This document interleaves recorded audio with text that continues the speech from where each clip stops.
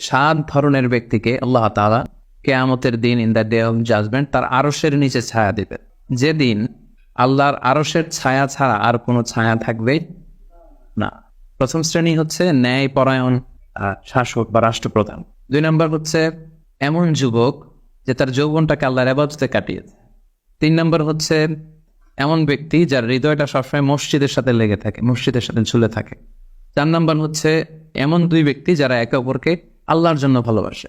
5 নম্বরে হচ্ছে এমন ব্যক্তি যাকে খুব সুন্দরী, রূপসী, ভেরি বিউটিফুল লেডি একজন নারী তাকে পাপ কাজের জন্য আহ্বান করেছে, কিন্তু সেই পাপ কাজে সাড়া না দিয়ে প্রত্যাখ্যান করে বলেছে ইন্নী আফাবুল্লাহ, আমি এই কাজ করতে পারবো না, কারণ আমি ভয় পাই একজনকে, তিনি কে? আমি আল্লাহকে ভয় পাই। 6 নম্বর হচ্ছে এমন ব্যক্তি যে গোপনে দান করে।